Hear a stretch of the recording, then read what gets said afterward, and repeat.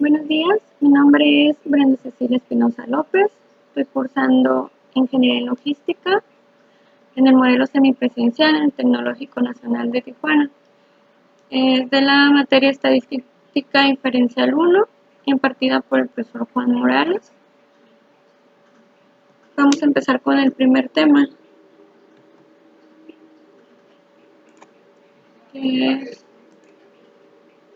es el capítulo 3, estadísticos para describir, explorar y comparar datos. El tema 3.2, medidas de tendencia central. Aquí tenemos algunas definiciones. Dice, una medida de tendencia central es un valor que se encuentra en el centro o a la mitad de un conjunto de datos. La media aritmética o media de un conjunto de datos es la medida de tendencia central que se calcula al sumar los datos y dividir el total entre el número de datos. La mediana de un conjunto de datos es la medida de tendencia central que implica el valor intermedio cuando los datos originales se presentan en orden de magnitud creciente o decreciente. La moda de un conjunto de datos es el valor que se presenta con mayor frecuencia. La mitad del rango es la medida de tendencia central que constituye el valor que se encuentra a la mitad, entre la puntuación más alta y la más baja. En el conjunto original de datos se calcula sumando el valor máximo con el valor mínimo y luego dividiendo la suma entre 2. Tenemos un ejemplo que dice, una empresa que manufactura productos médicos requiere realizar un estudio de los resultados del diámetro en la producción de sondas Foley. A continuación, se muestra el estudio, 500 muestras del diámetro. Se tomaron 25 muestras cada día durante 20 días del mes. Obtener la media y mediana de la muestra recolectada. Para esto nos vamos a ir a Minitab. Ya lo tengo yo aquí abierto. Y ya están capturados los 500 datos. Son 500 datos. 25 datos por cada día durante 20 días. Y aquí están los diámetros. Para capturar la media y la mediana aquí en el Minitab nos vamos a ir a Stat. Para hacerlo hay dos formas. Ahorita yo lo voy a hacer lo que es de la primera forma. Entonces Stat, estadística básica, y vamos a seleccionar en mostrar las estadísticas descriptivas en esta opción. Damos clic y seleccionamos la variable de diámetro. Doble clic. Nos vamos a estadísticos. Aquí ya están preseleccionados. Entonces ya está lo que nos está pidiendo, que es la media y la mediana. Entonces ya no es necesario agregarle nada más. Damos OK y damos OK nuevamente. Aquí nos muestra los datos de estadística descriptiva. En este caso miramos que la muestra es de 500, la media, que es esta, es de 0.80613 y la mediana es de 0.80603. Estos son los datos que nos pedía el ejercicio, la media y la mediana. La otra manera de mostrarla nos vamos a Stat, a estadística básica y resumen gráfico. Damos clic y vamos a seleccionar nuevamente diámetro. Aquí nos aparece un nivel de confianza de 95. Ese es el más común, entonces lo vamos a dejar de esa manera. Le damos OK y aquí nos muestra un resumen gráfico. En esta parte se encuentran los 500 datos. Se mira la campana, que es una distribución normal. De este lado se encuentra la media, 0.80613, y la mediana, 0.80603. Todos los demás datos están relacionados con la distribución de la campana. ¿Qué tan ancha está o qué tanto están distribuidos? Pues aquí están los dos datos.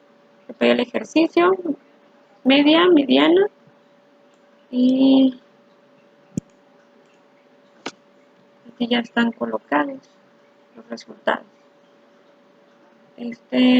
Continuamos con el siguiente ejercicio, que dice: una empresa que manufactura productos aeroespaciales requiere realizar un estudio de los resultados del diámetro interno en la producción de formers de fuselajes de un avión.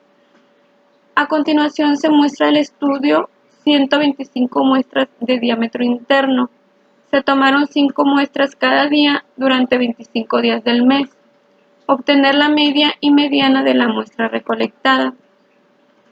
Nuevamente nos vamos a Minitab. Aquí ya tengo yo los datos capturados, los 125 datos de las muestras, los 25 días y el diámetro. Vamos a pasar a hacerlo de la primera forma. Vamos a estadística básica y mostrar las estadísticas descriptivas. Okay, vamos a seleccionar diámetro, y como ya habíamos visto en estadísticas, pues ya está preseleccionado, ya está la media y la mediana, que es lo que requerimos. Vamos OK y OK nuevamente. Okay, aquí ya nos muestra los datos de estadística descriptiva. En este caso la muestra es de 125.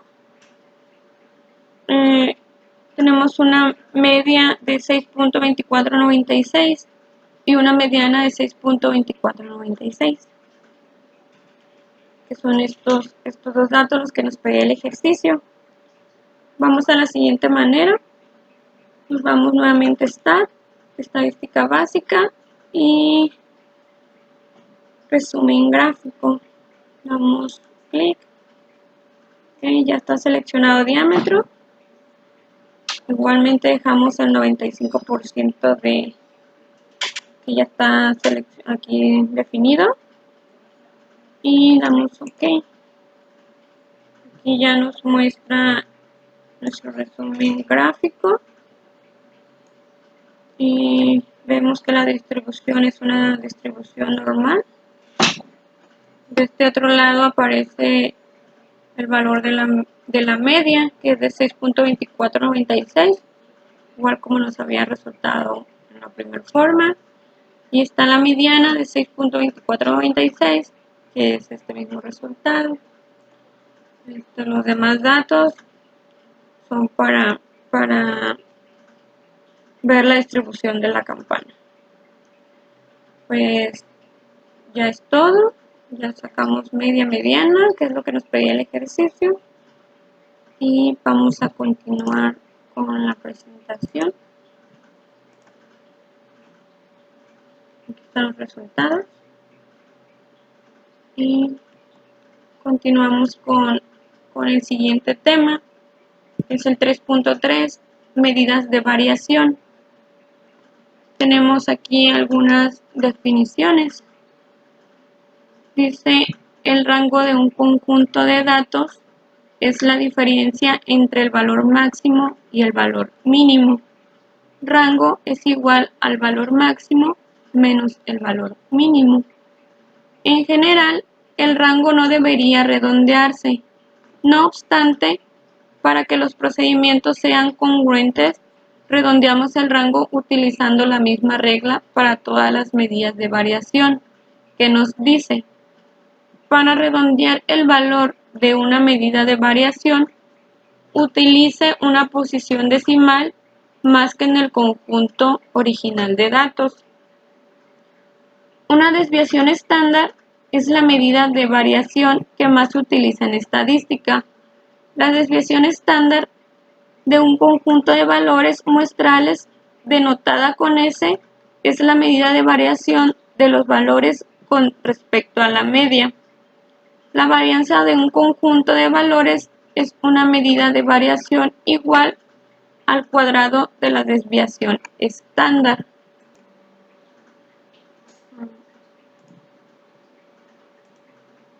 Aquí tenemos un ejemplo: emisiones de automóviles. Científicos ambientales midieron las emisiones de gases de invernadero de una muestra de 125 automóviles. Las cantidades que se listan a continuación están en toneladas por año, expresadas como equivalente del CO2. Obtener el rango, la desviación estándar y la varianza. Para eso vamos a Minitab. Aquí yo ya tengo, ya están capturados los datos. Aquí están los 125 datos de los autos con las toneladas de CO2 al año. Esto nos pide sacar la desviación estándar, el rango y la varianza. Para sacar estos datos nos vamos a ir a Stat, estadística básica, y nos vamos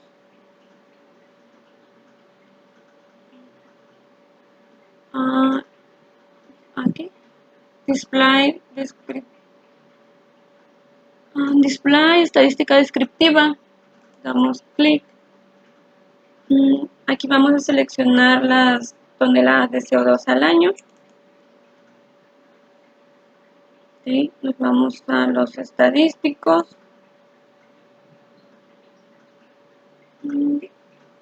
Vamos a señalar lo que es la varianza, el rango y la desviación estándar. Ya está seleccionada. Okay, ya tenemos los tres datos que nos pide el ejercicio. Entonces le damos OK. Y vamos a poner los datos del histograma. Aquí vamos a seleccionar todos. Y nuevamente OK. Y OK.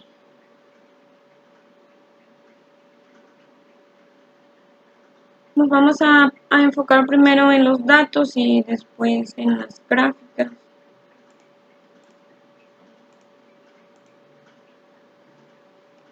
Aquí está la estadística descriptiva. Tenemos que el tamaño de la muestra es de 125. La desviación estándar es de 1.312. Esta representa qué tan alejados están los datos de la media. La varianza es el resultado de la desviación estándar al cuadrado, que es de 1.721. Y el rango, que es 6.931. Estos son los tres datos que nos pide el ejercicio: la desviación estándar, la varianza y el rango. Acá en las gráficas pues podemos ver cómo están distribuidos los datos. Es una gráfica de caja donde se ven los cuartiles, la mediana y los límites inferiores y superiores. Esta es un histograma con campana donde te da la media, la desviación estándar. Aquí tenemos una gráfica sin campana y una gráfica de puntos.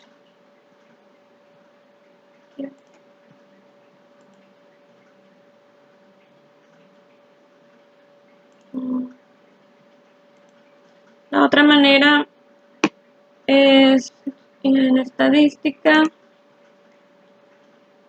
Seleccionamos estadística básica y resumen gráfico. Vamos a seleccionar nuevamente toneladas de CO2 al año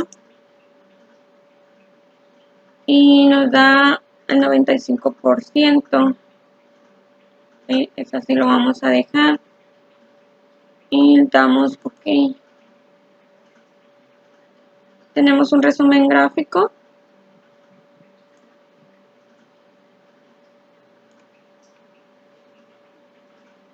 Aquí tenemos la desviación estándar de 1.3117. Tenemos la varianza de 1.7207 y no tenemos el rango, pero el rango lo obtuvimos en la primer reporte. Aquí miramos que tiene más datos. Estos datos pues son para saber cómo está la distribución de la campana. Y los otros datos nos da el rango. Okay. Entonces continuamos con la presentación. Y ya están puestos mis resultados. Okay. Tenemos un ejercicio que es de años para obtener el título de licenciatura.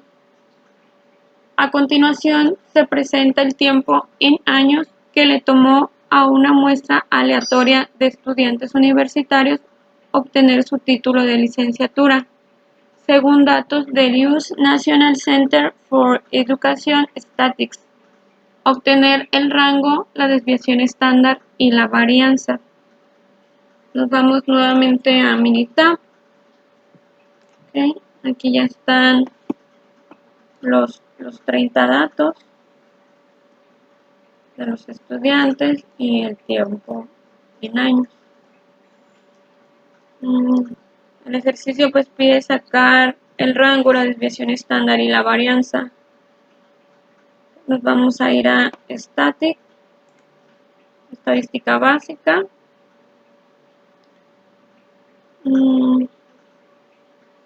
Y en display, estadística descriptiva. Vamos a seleccionar tiempo en años y en estadísticos pues vamos a seleccionar lo que es la varianza, el rango y la desviación estándar, que ya está aquí definida. Okay, vamos a OK. Aquí ponemos los datos del histograma, vamos a seleccionar todo y OK. Damos OK nuevamente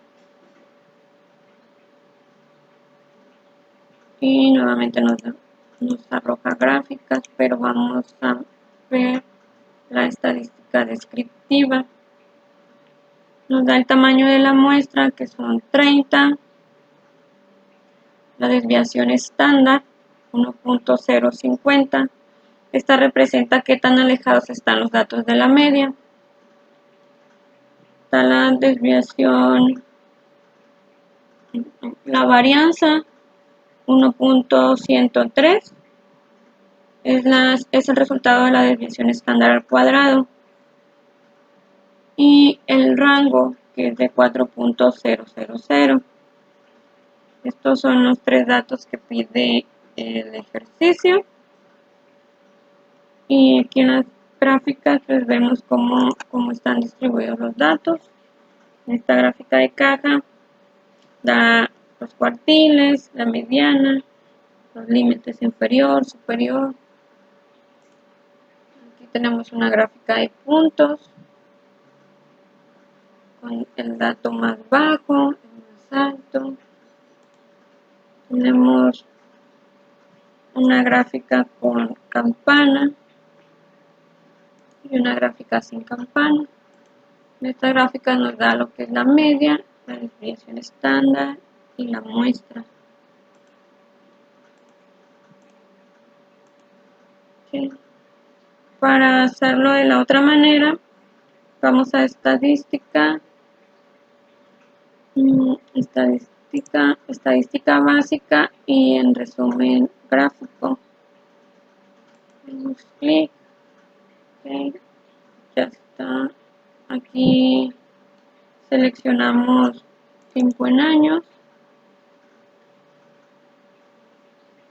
Ya está aquí el 95% de confianza. Ese lo vamos a dejar así. Damos OK. Y aquí ya tenemos nuestro reporte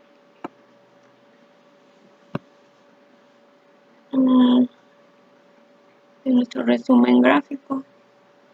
Aquí encontramos la desviación estándar, que es 1.0505, la varianza, que es 1.1034, y no tenemos el rango.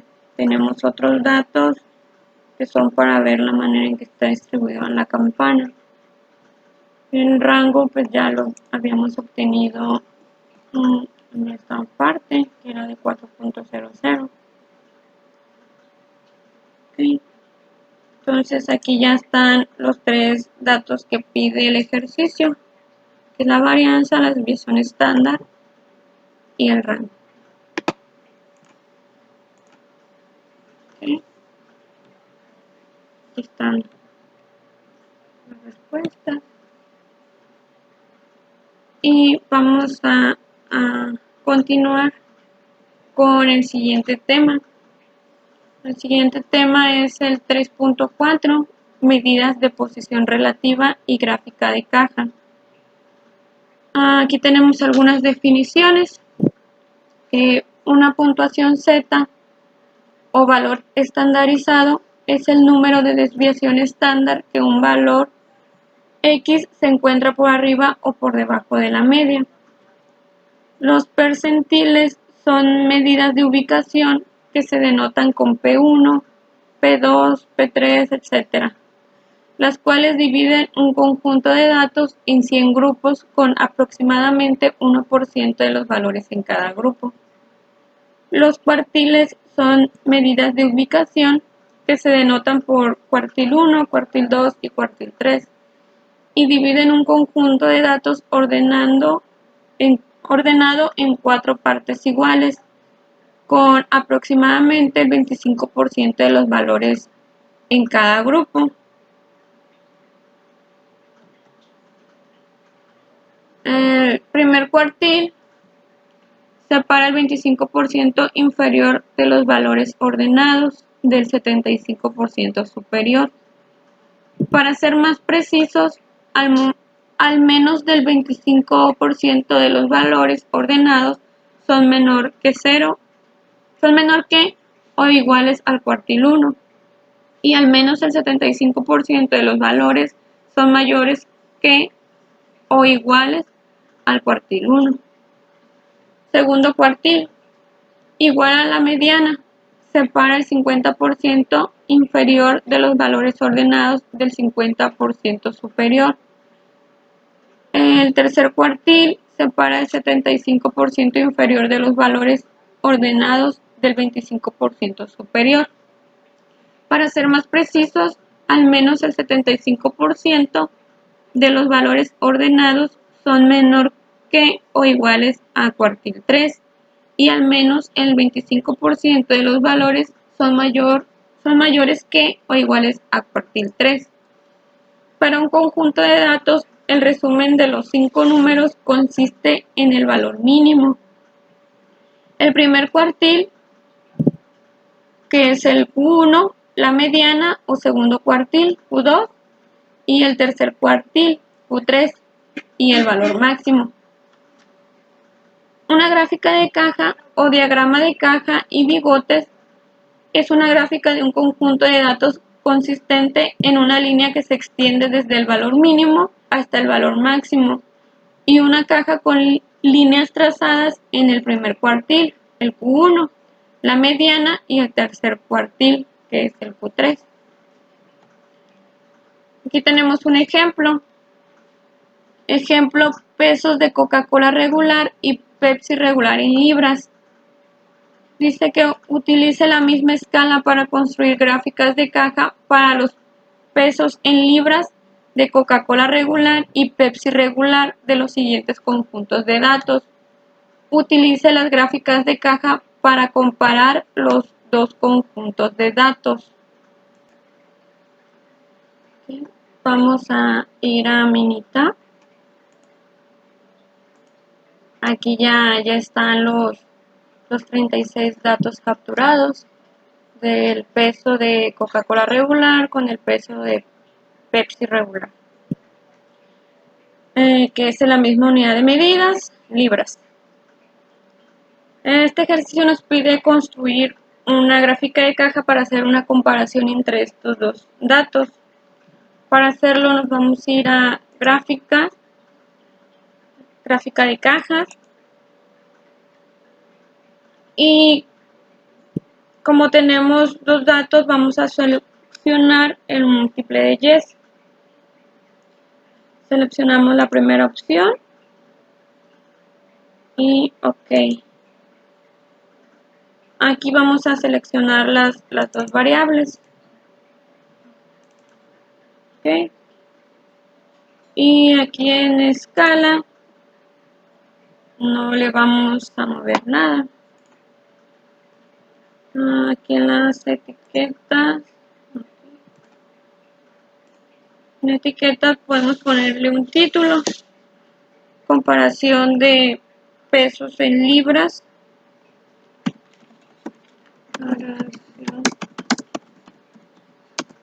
En libras, Coca-Cola regular versus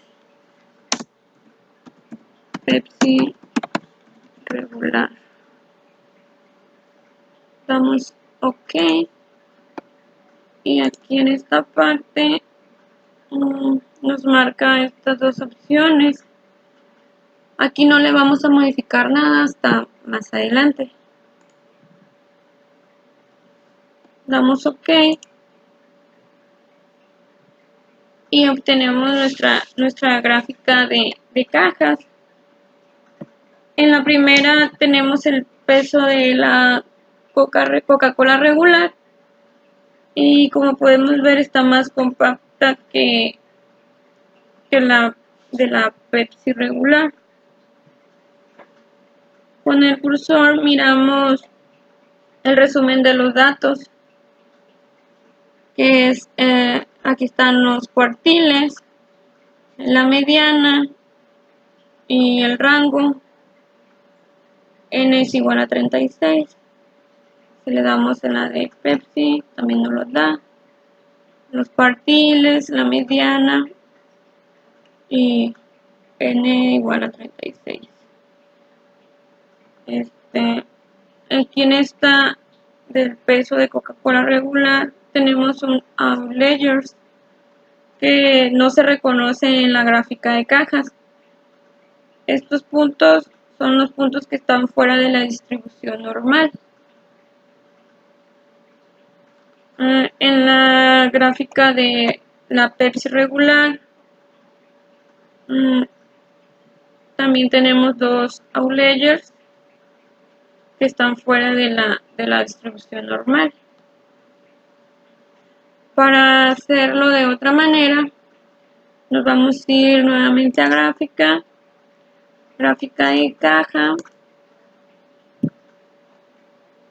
múltiples de yes, y vamos a seleccionar las dos. Peso con la regular, peso, pues ya están seleccionadas aquí.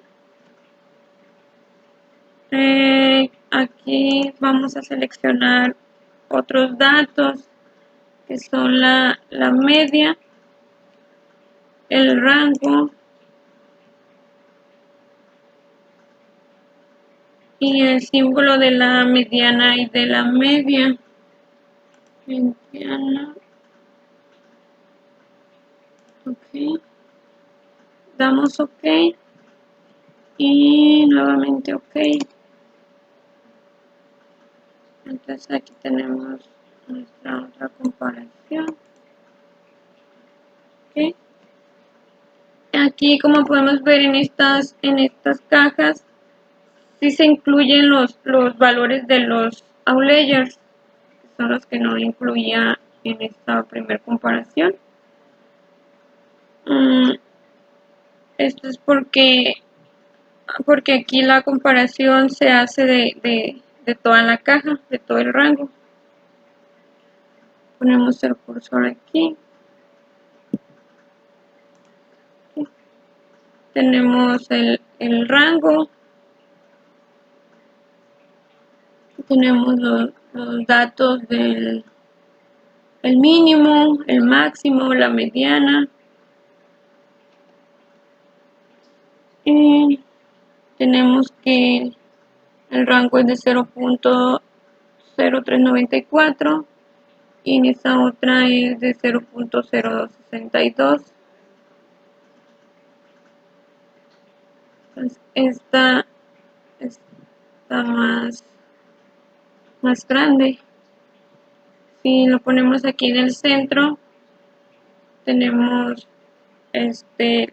la caja interna, que viene siendo lo mismo que está en esta otra comparación.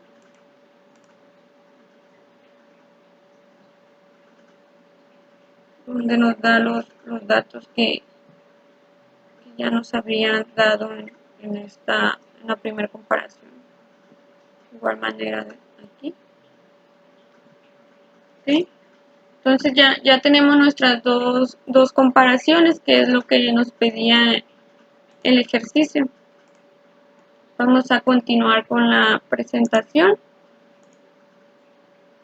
Entonces aquí ya están mis dos comparaciones y vamos a continuar con un ejercicio de calificaciones de crédito FICO en USA. Dice que se obtuvo una muestra aleatoria simple de calificaciones de crédito otorgadas por la empresa FICO y los datos se representan a continuación. Construya una gráfica de caja que incluya los valores del resumen de los 5 números. Nos vamos a ir nuevamente a Minitab. Aquí ya están los datos capturados, los 30 datos de los créditos y de la calificación. Okay, vamos a construir una gráfica de cajas para hacer una comparación. Nos vamos a ir a gráfica de caja. Vamos a seleccionar las múltiples de Y.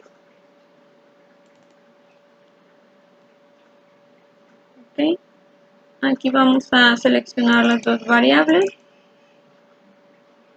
En escala no movemos nada, hasta más adelante. Okay. Y aquí nos marca estas dos opciones. Igual no vamos a modificar nada hasta más adelante. Damos OK. Y aquí obtenemos nuestra primera comparación de gráfica de caja.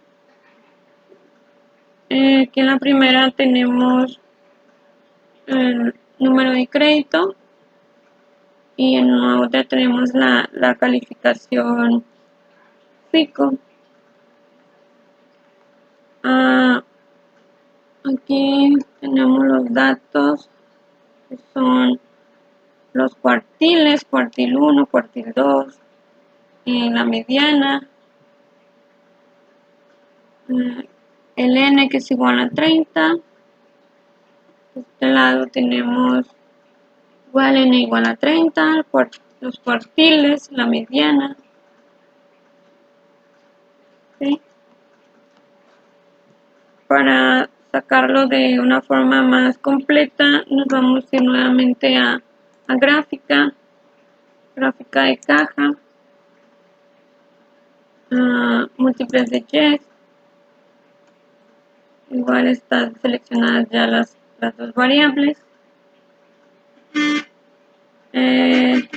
Aquí vamos a seleccionar otros datos que son la media, el rango de la caja y el símbolo de mediana y media. Damos OK y nuevamente OK. Aquí tenemos una comparación más completa a la primera. Tenemos algunos datos.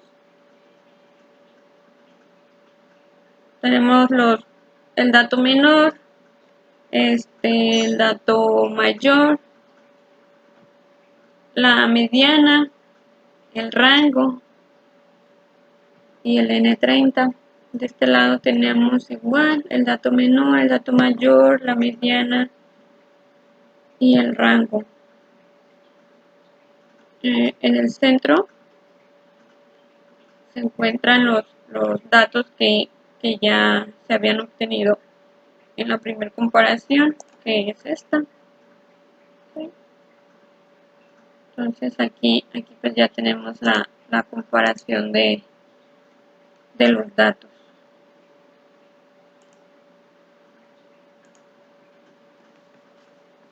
Se había quedado de esta manera mis gráficas de comparación.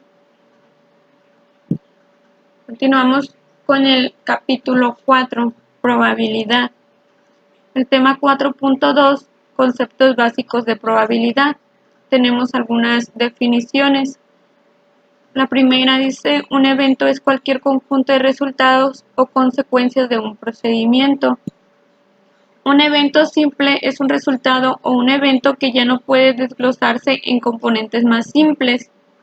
El espacio muestral de un procedimiento se compone de todos los eventos simples posibles, es decir, el espacio muestral está formado por todos los resultados que ya no pueden desglosarse más. Aquí está la notación de probabilidades. P denota una probabilidad. A, B y C denotan eventos específicos. La probabilidad de A denota la probabilidad que ocurre el evento A. Las tres formas diferentes para calcular la probabilidad de un evento. La 1 es la aproximación de la probabilidad por frecuencias relativas. La 2 es el método clásico de la probabilidad. Esta requiere resultados igualmente probables. Y la 3, que son las probabilidades subjetivas.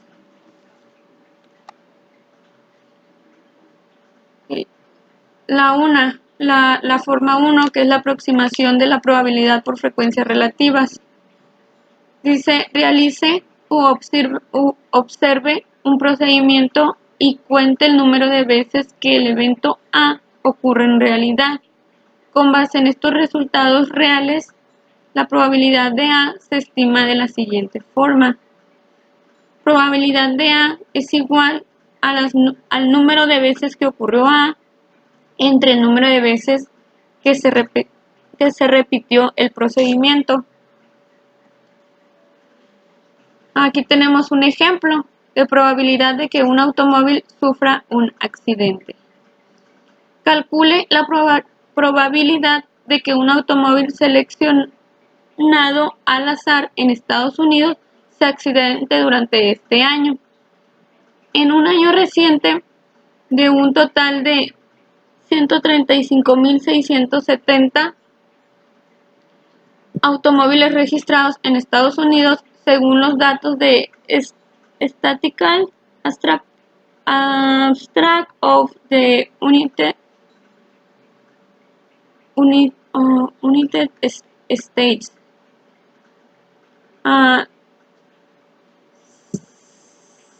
6.511.100 se accidentaron.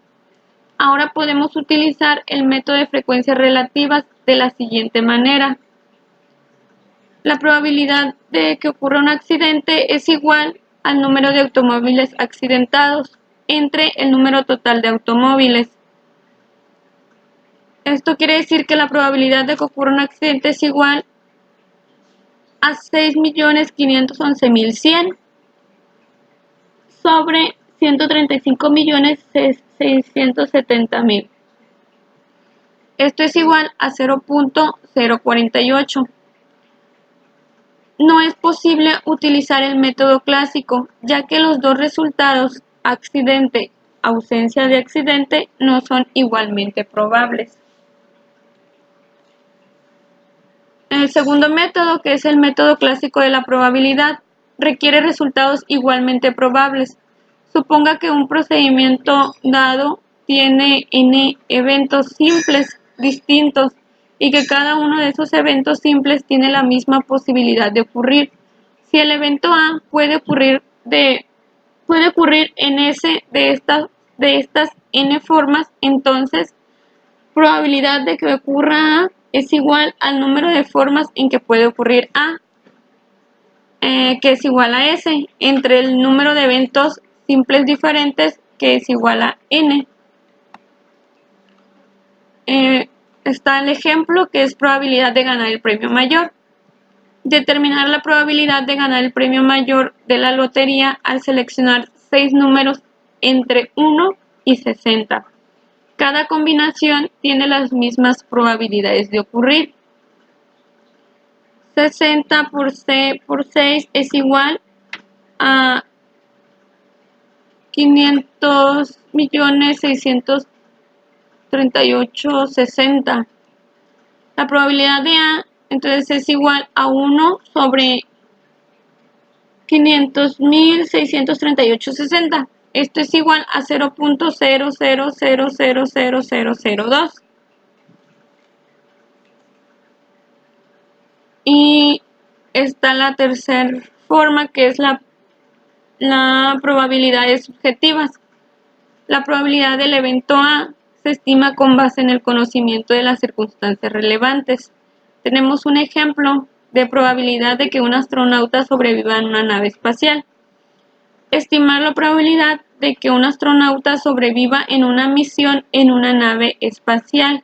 Los expertos consideran los eventos pasados junto con los cambios en las tecnologías y las condiciones para hacer una estimación de la probabilidad.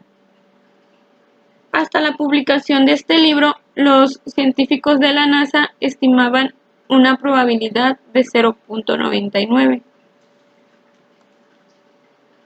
Aquí tenemos un ejercicio que es el género de los hijos. Dice, analiza la siguiente lista de los 8 resultados posibles cuando una pareja tiene 3 hijos. Aquí están cuando es el primer hijo, segundo hijo, tercer hijo. Calcule la probabilidad de cada evento. A, que haya exactamente una niña. B, que haya exactamente 2 niñas. Y C, que todas sean niñas. Entonces, la probabilidad es de 3 eventos sobre las 8 posibles resultados sería igual a 0.375. B, que hay exactamente 2 niñas, son 3 posibles eventos de 8 resultados posibles, es igual a 0.375.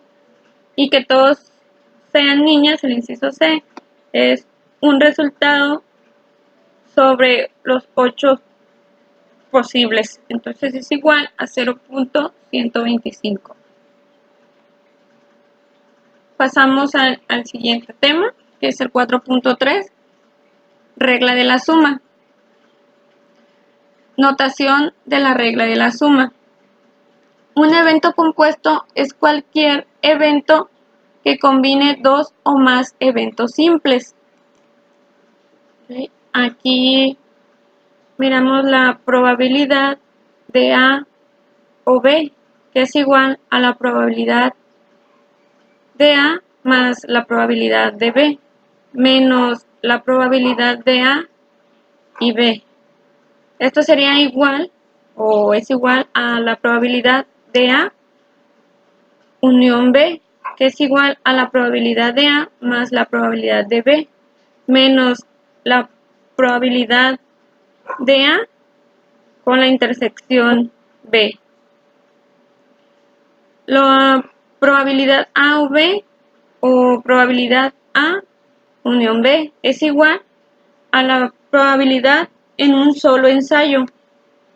Ocurre el evento A u ocurre el evento B o ambos ocurren. En la probabilidad A denota la probabilidad de que A ocurra y en probabilidad B denota la probabilidad de que B ocurra. Entonces la probabilidad de A y B o la probabilidad de A intersección B denota la probabilidad de que tanto A como B ocurran en el mismo ensayo, como se mira aquí en esta imagen.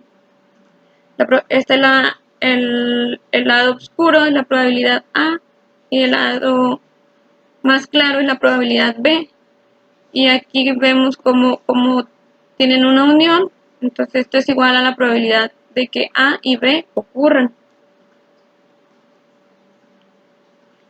Regla intuitiva de la suma.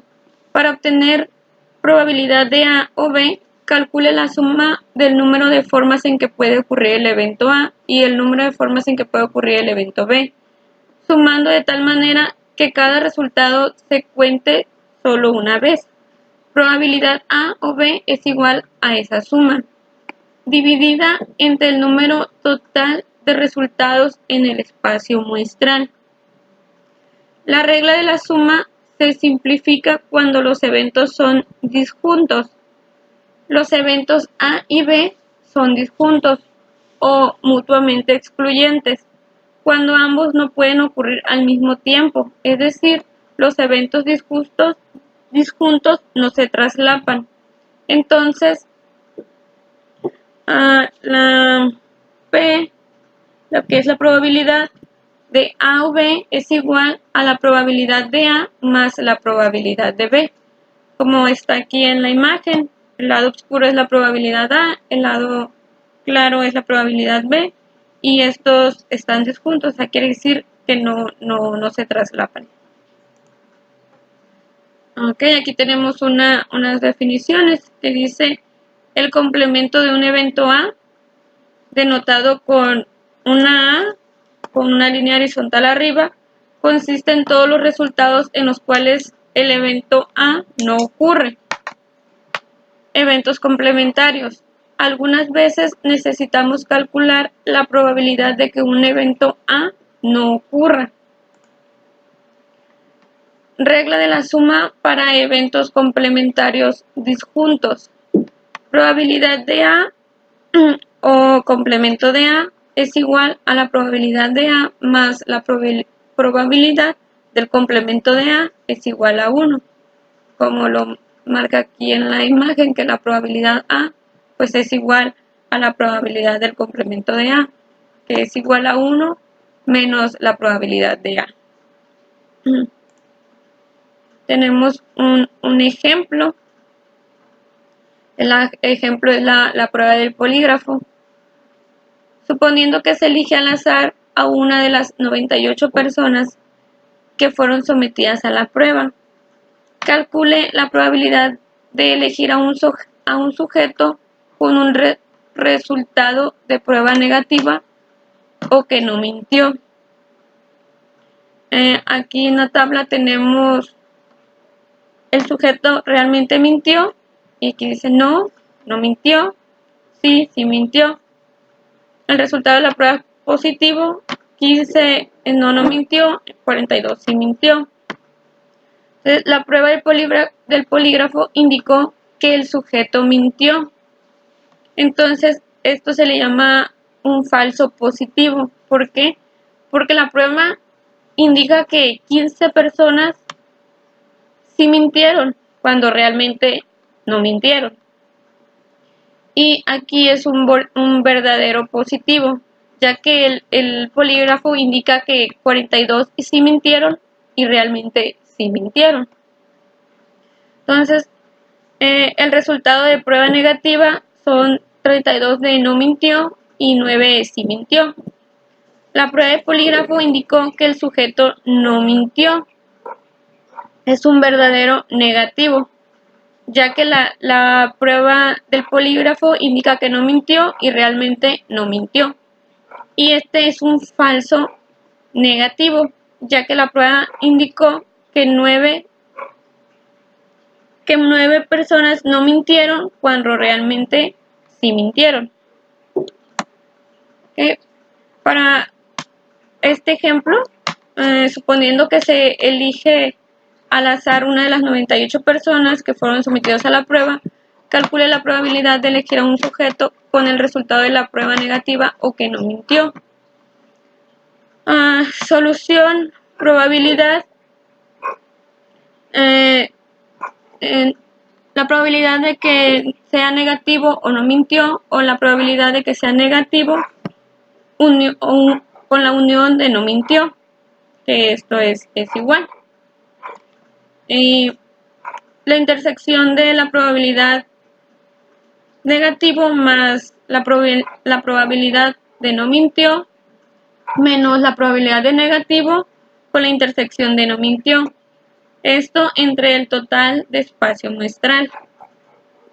Entonces, aquí en la probabilidad de que sea negativo más la probabilidad de no mintió son los 32 más 9 más 15 más 32, que son los datos que están acá. 15, 32, 42, 9. 32, 9. Menos 32, que son la probabilidad del negativo que no mintió. Son los 32. Entonces, esto sobre los 98, las 98 personas que se sometieron a la prueba. Entonces, esto da igual a 41 más 47 menos 32 entre 98, dando esto igual a 56 sobre 98, que es igual a 0.5714. Entonces, este es el resultado. Tenemos otro ejercicio donde dice, suponiendo que se elige al azar a una de las 98 personas que fueron sometidas a la prueba, calcule la probabilidad de que el sujeto tenga un resultado de prueba negativo o no haya mentido. Y aquí en la tabla miramos, son los mismos datos. El sujeto realmente mintió, no mintió, sí mintió. El resultado de la prueba positivo. 15 dice que sí mintieron, que no mintieron, perdón, y 42 sí mintieron.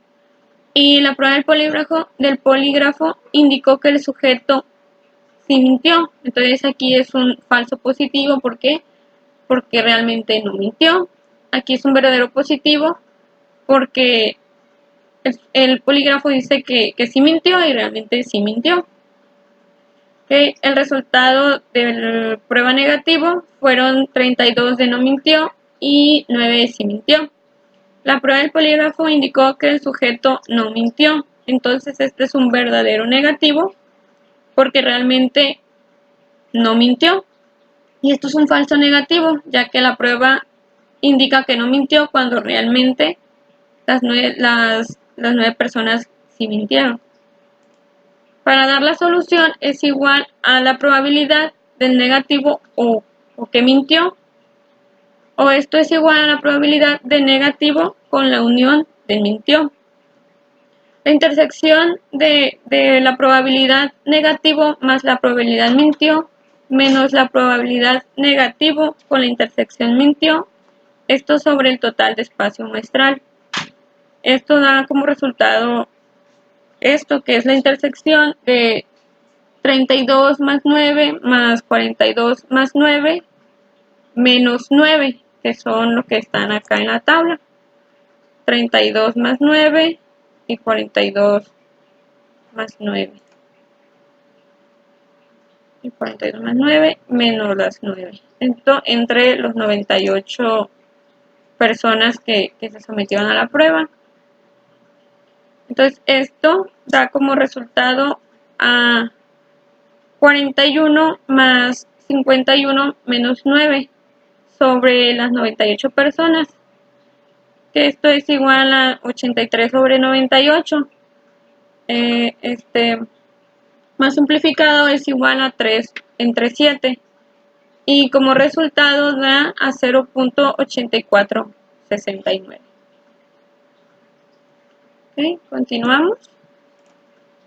Aquí tenemos otro tema que es el 4.4, regla de la multiplicación.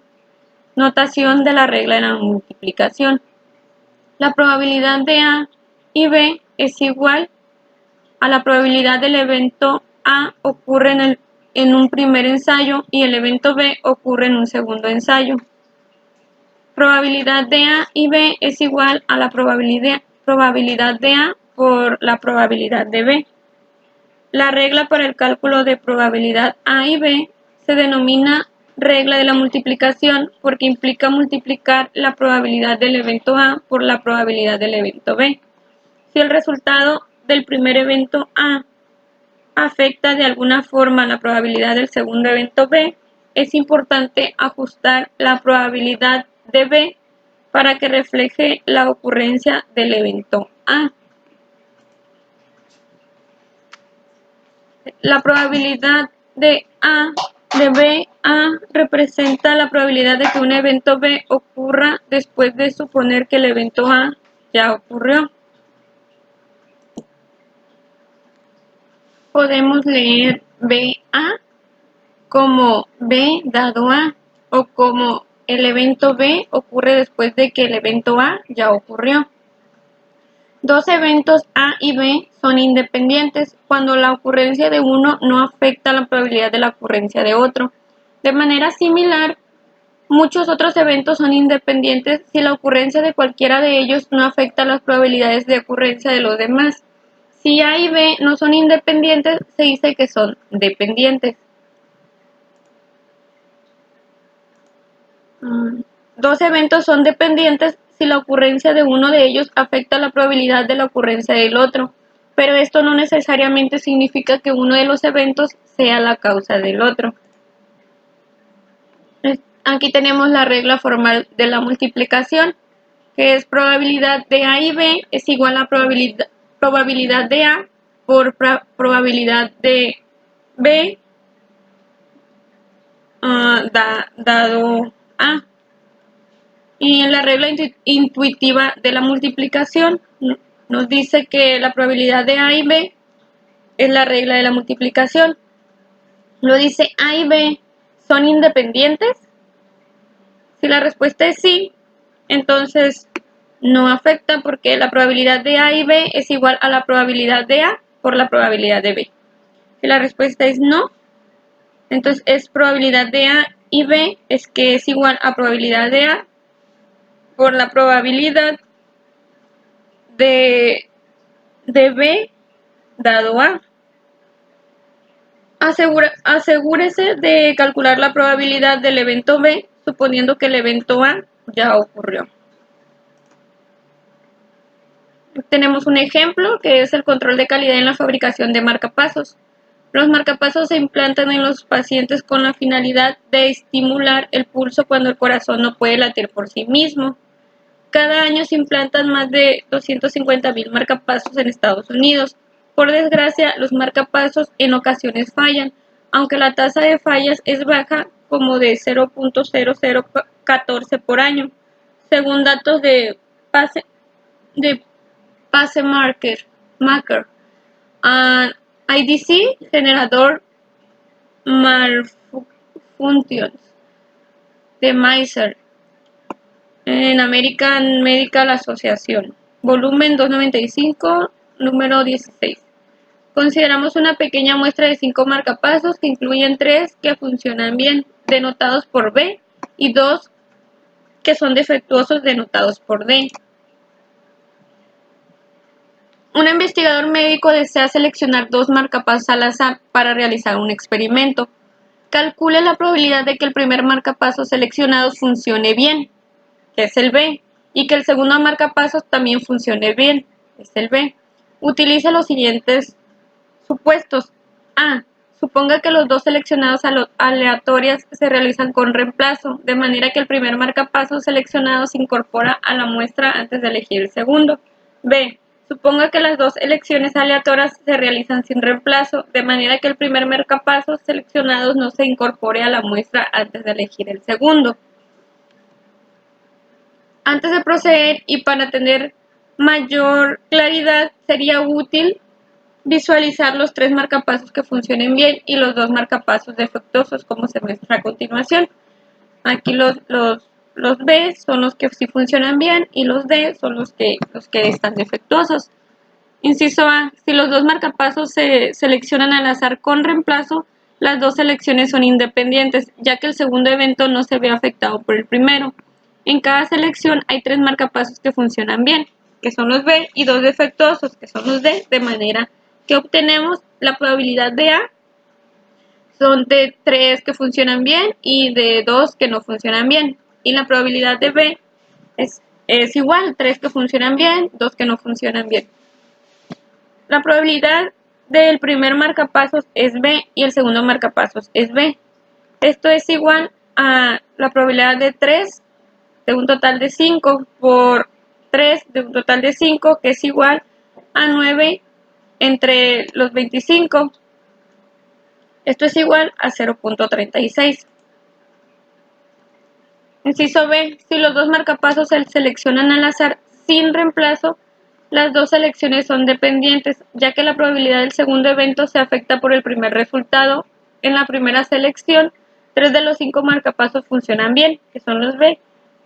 Después de elegir un marcapasos que funciona bien en la primera selección, quedan 4 marcapasos, incluyendo 2 que funcionan bien. Por lo tanto, la probabilidad de A son 3 que funcionen bien y 2 que no funcionen bien. Y la probabilidad de B son 2 que funcionen bien y 2 que no funcionen bien. Entonces la probabilidad del primer marcapasos es B y el segundo marcapasos es B. Esto daría como resultado igual a 3 de 5. Y por la probabilidad de B, que ya son 2 de 4. Esto es igual a 6 entre 20, que es igual a 0.3. Ok, aquí tenemos un ejercicio. Dice neumáticos defectuosos. Welling Dahl Company produjo un lote de 5.000 neumáticos que incluyen exactamente 200 que están defectuosos.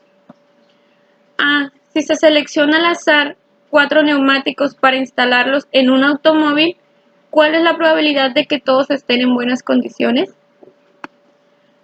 La probabilidad A son 4.800 de 5.000 y la probabilidad B son 4.799 de 4.999, ya que uno ya miramos que ya salió aquí.